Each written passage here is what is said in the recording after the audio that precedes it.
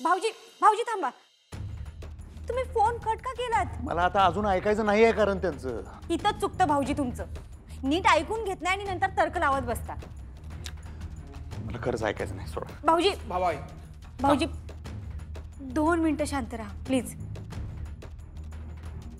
काय करताय? परत कशाला फोन नका लावू परत. थांबा थांबा. हा हा वहिनी.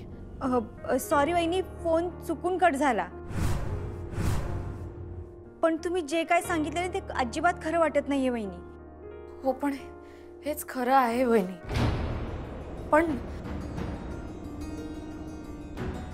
पण काय? पण मला असं करायचं नव्हतं. असं झालं माझ्याकडून चुकून. अहो पण हे सगळं असं कसं? नाही वहिनी, मी भेटणार आहे अधिपतींना. मी माझी सगळी बाजू एक्सप्लेन करणार आहे. मला माझी बाजू मांडायची आहे त्यांच्यासमोर. पण वहिनी, पोलीस स्टेशन म्हणजे खूपच झालं. हो पोलीस स्टेशन म्हणजे हो म्हणजे मला असं नव्हतं करायचं वहिनी. मी भेटणार आहे अधिपतींना. मी त्यांना भेटणार आहे, त्यांच्याशी बोलणार आहे. मला माझी बाजू, माझं म्हणणं सगळं त्यांना सांगायचं आहे. वहिनी, मी तुम्हाला नंतर फोन करते.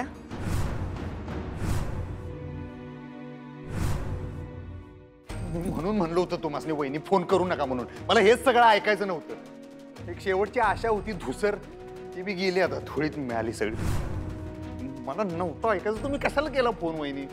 पण भाऊजी ते काय तुम्हाला काय वाटतं आम्ही आदर्श कपल आहे? बघितलं का आदर्श कपल? तुमच्या कानानं ऐकलं नव काय म्हणल्या त्या? त्यांनी स्वतः केल्या तक्रार आईसाहेबांविरोधात. काय धाडस तर बघा. बाप रे बाप, अख्ख्या कोल्हापुरात हिंमत नाही कोणाची आमच्या आईसाहेबांच्या नजरेला नजर द्यायची. आणि ह्याने जाऊन थेट तक्रार केल्या पोलीस स्टेशनमध्ये. काय बोलायचं आता? काय दिवस दावला सांभाबाई.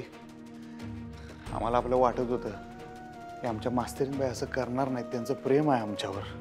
आम्हाला असं वाटायचं की सगळ्यापेक्षा आमचं नातं महत्त्वाचं असेल मास्तरीनबाईंसाठी.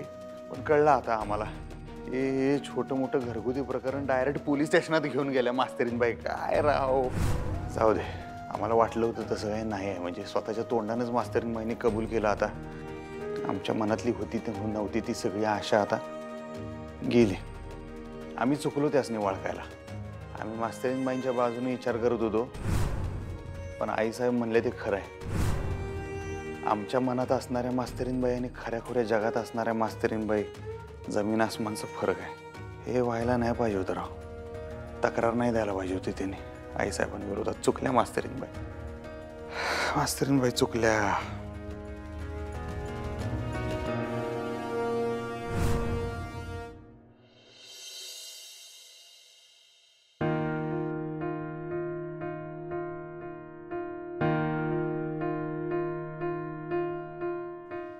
बाबांनी तक्रार केली आहे माझ्या लेखी चूक असेल. पण त्यांच्या बाजूने ते बरोबर आहेत. त्यामुळे त्यांनी तक्रार केली हे कधीच मी अधिपतींना कळू देणार नाही. त्यासाठी मला काहीही करावं लागलं तरी चालेल.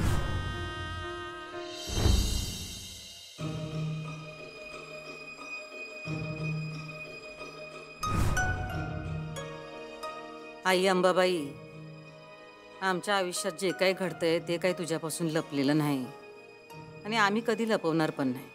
चांगलं आहे, मास्तरीनबाईंनी तक्रार मागे घेतल्या. आम्हाला जे करायचं होतं ते आम्ही केलं. आता काय आम्हाला त्या तक्रारीचं लोणचं घालायचं काय? ये बाई मागं तू तक्रार घे. पण आमचं काम झालं. लोकांना वाटत असेल मास्तरीनबाईंवर अन्याय झाला म्हणून त्यांनी आमच्या विरुद्ध तक्रार केली. पण खरं तर अन्याय आमच्यावर झालाय आणि तो मास्तरनीनं केलाय. आमच्या गळ्यात मंगळसूत्र पडता पडता थांबवलंय त्यांनी. लई मोठी चूक केली. त्याची शिक्षा त्यांना भोगावीच लागल. ही तर सुरुवात आहे मास्तरीनबाई. आमच्याशी वाईट वागल्या तुम्ही, आता आम्ही बी तेच करणार. हिशेब बराबर, एकदम फिट्टम फाट. आणि आम्हाला नाही वाटत यात आमचं काही चुकतंय म्हणून. अन्याय झाला की त्याच्यावर आवाज उठवलाच पाहिजे आणि आम्ही बी तेच करतोय. आई अंबाबाई, तुझी कृपादृष्टी असू दे आमच्यावर.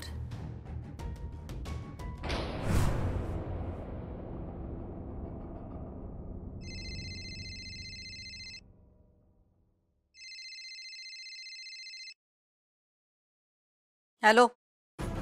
हॅलो भुवनेश्वरी मॅडम, हां, कोण बोलतोय? मी इन्स्पेक्टर पाटील बोलतोय. नका बोलू. म्हणजे फोनवर बोलू नका. भेटा. कुठे? पाठवतो आम्ही लोकेशन. अच्छा ठीक आहे.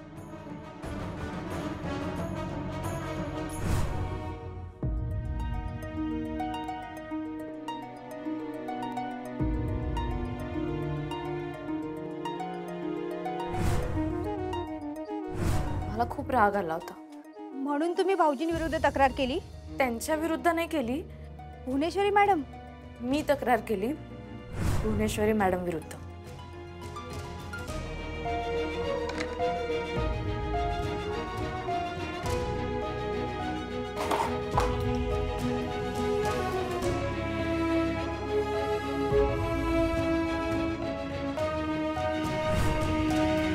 अधिपती.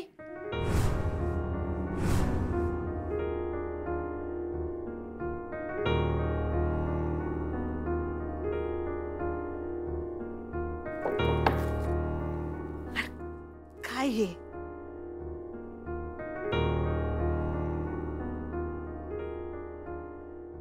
काय झालं? हा?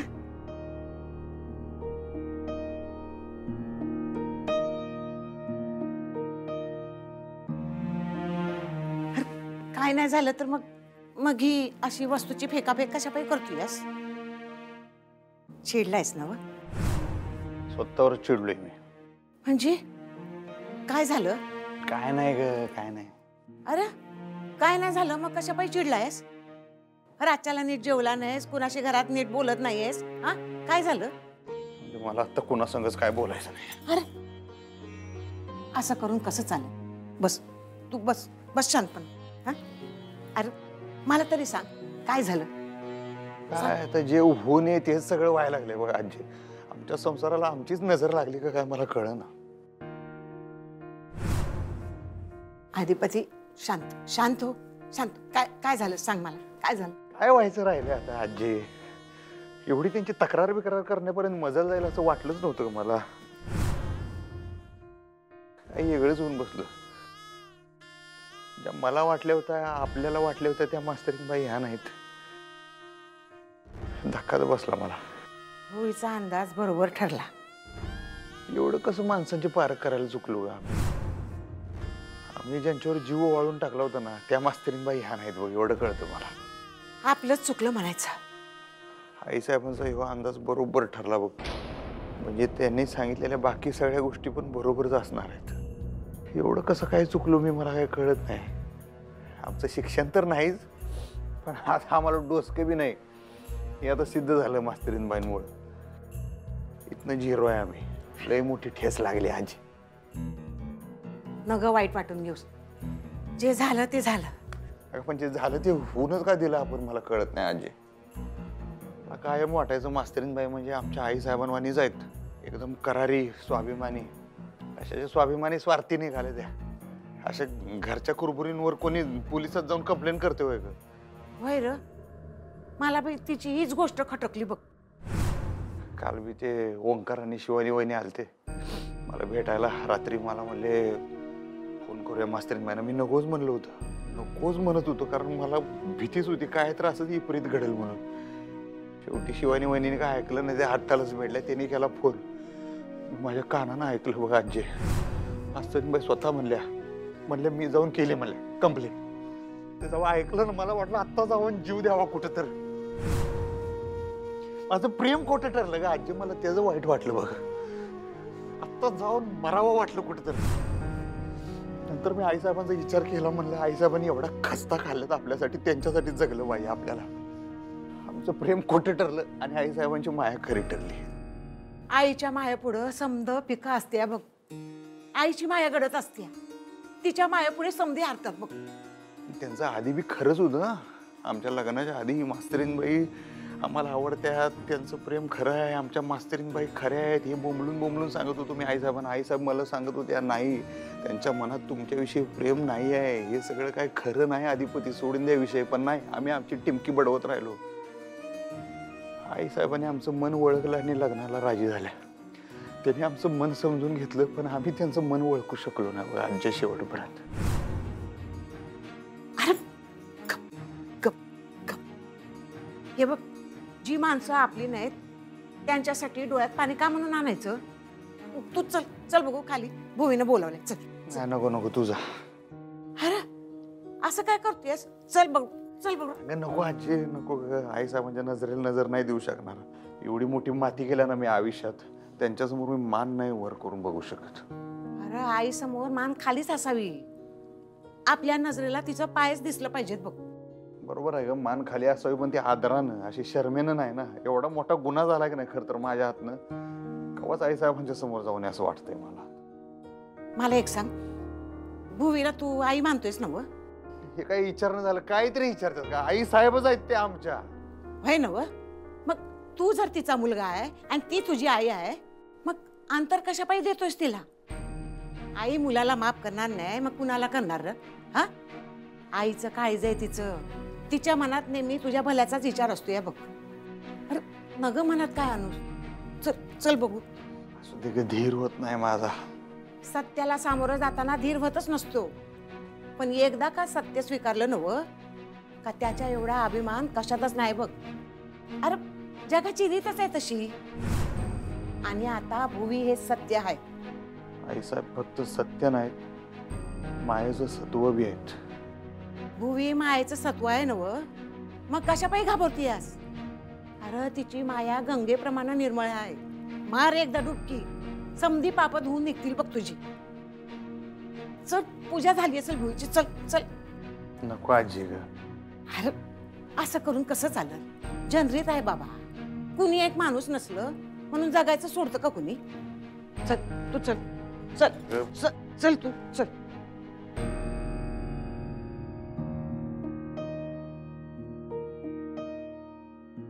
अक्षरा, घे चहा घे. नाही नको आहे आई मला. अगं नको काय, रात्री पण नीट जेवली नाहीयेस ना तू. हा, तुझ्या आवडीचा नाश्ता बनवते मी काहीतरी. नाही खरंच नको आई. अक्षरा ऐक ना, अगं आज मुलांना सुट्टी दिली आहे शिकवणीला, मला भरपूर वेळ आहे. तुला माझ्या हातचे पोहे आवडतात का नाही? मी पोहे करतो तुझ्यासाठी मस्तपैकी. हा नाही खरंच नको बाबा.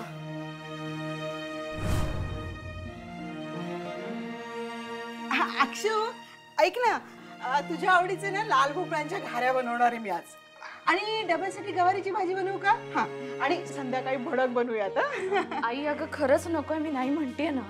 अक्षू, अगं काय झालंय बाळा? ह, तू बोलत का नाही आहेस नीट? बोलण्यासारखं आता काही राहिलेलंच नाहीये बाबा.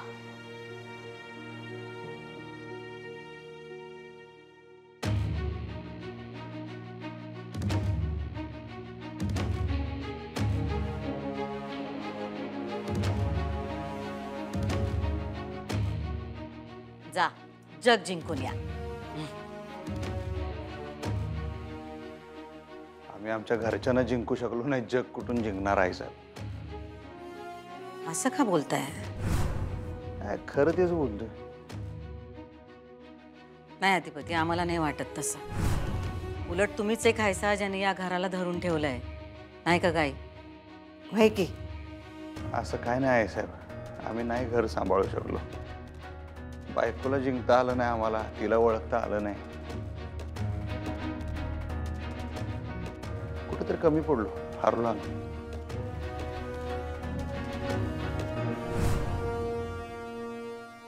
रागावू नकोस बाळा, पण तुझ्या भल्यासाठीच केलं आम्ही. माझं तेच म्हणणं आहे बाबा, माझं भलं कशात हे मला विचारलं असतं ना एकदा. जे झालं ते झालं बाबा. त्याबद्दल आता कुणालाही काहीही बोलू नका. तक्रार तुम्ही दोघांनी केली हे अधिपतींना कळता कामा नये.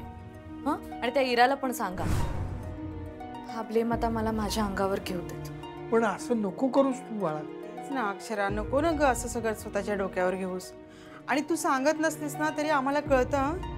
या सगळ्याचा तुला खूप ताण होतोय अक्षरा, आणि या दिवसांमध्ये असं ताण घेणं बरोबर नाहीये तुझ्यासाठी. अगं आई, काही नाही, काही ताण वगैरे काही नाही, हे सगळं लवकर संपेल. आणि मी ब्लेम सगळा माझ्यावर घेते, कारण तसं केल्याने त्यातल्या त्यात या सगळ्याचा परिणाम कमी होईल. तुमच्यावर अधिपतींनी जर राग धरला तर ते मला कधीही चालणार नाही. म्हणून मी तुम्हाला सांगते, माझ्यासाठी एवढं करा प्लीज. अधिपतींना काही कळता कामा नाही.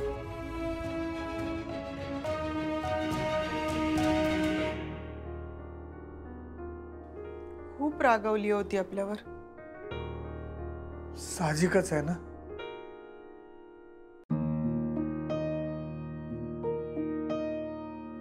अक्षय, रागवलीस का आमच्यावर? अगं मी कशाला रागवे नाही, मग बोलत नाहीयेस. बोलले की मगाशी. पण नेहमीसारखं बोलत नाहीयेस. काही खाल्लं पिल्लं नाही, चहा पाणी घेतलं नाही, असं नको करूस ना अक्षरा. इच्छाच नव्हती आई. हे बघ, असं नाही चालणार हा अक्षू. खाऊन पिऊन कसं एकदम टुमटुमीत राहायचं. हे बघ, तुझ्यासाठी मी पोहे केले. हा, तुला आवडतात ना? खाऊन घे बरं. बाबा थँक्यू, पण मला खरंच नकोय, भूक नाहीये. अगं अक्षरा, राहू दे, मग आम्ही पण नाही खाणार. ठेवा होते, नका खाऊ. अगं आई, असं काय करतेस? बाबांना गोळ्या घ्यायच्या, तुम्ही खाऊन घ्या ना. मग आधी तू खा, मग आम्ही खातो. काय बाबा? नाही नाही नाही, या दिवसामध्ये कसं चांगलं चांगलं खायला पाहिजे. तुला काय खावं असं वाटतं मला सांग. आई ऐक ना. हे कसे झालेत पोहे? छानच झालेत बाबा. आवडले ना? हो, मला आवडले. आता तुम्ही खाऊन घ्या. तुम्ही खाऊन घ्या. आम्ही नंतर खाणार, आधी तू खायचे. चल घे. आई पुरे पुरे मला. अगं पुरे काय, अजून एक दोन घासही नीट खाल्ले नाहीयेस तू अक्षरा. नाही, मी नंतर खाईन ना. हे बघ अक्षू, तू अन्नावर राग काढू नकोस ना आमचा. मी रागावले नाहीये बाबा तुमच्यावर. मला टेन्शन आलंय खूप. कसलं टेन्शन? तक्रारीचं आई.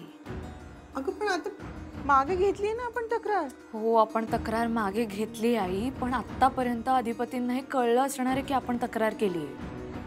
बघा, तुम्ही लक्षात ठेवा बाबा, आई, कुणाचाही फोन आला, काहीही विषय झाला तरी हे तुम्ही केलंय हे कळू देऊ नका अधिपतींना.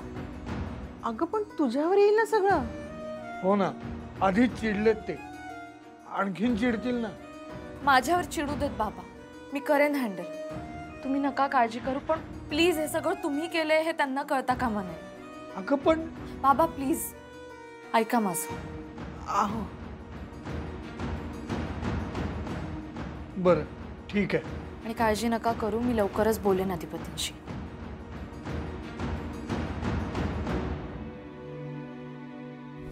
बोला पाटील साहेब, आज सकाळ सकाळ कसं काय फोन केलात आम्हाला?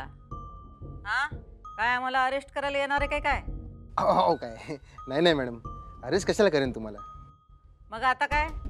एक गोष्ट तुमच्या कानावर घालायची होती. बोला की. अक्षरा सूर्यवंशी पोलीस स्टेशनमध्ये आल्या होत्या. मग काय म्हणतात आमच्या सूनबाई? काय नवीन आरोप केलेत का आमच्यावर? नाही नाही, आरोप नाही मॅडम. मग त्या तक्रार मागे घ्यायचं म्हणत होत्या. काय सांगताय? त्या तक्रार मागं घेणार आहेत होय? हो मॅडम, मी त्यांना पुन्हा पुन्हा विचारलं की तुमचं फिक्स आहे का, नाहीतर आता एक आणि उद्या वेगळं, असं काय नाही ना. तर ते ठामपणे म्हणाल्या की तक्रार मागे घ्यायची आहे म्हणून. मग तुम्ही काय म्हणलात? मी त्यांना म्हणालो की कळवतो तुम्हाला, पण म्हटलं आधी तुमच्याशी बोलून घ्यावं आणि मग काय ते करावं. हा, बरं केलं बरं केलं. हो मॅडम, काय करायचं आता? आम्ही सांगतो तसं कराल काय? हो मॅडम, बोला ना.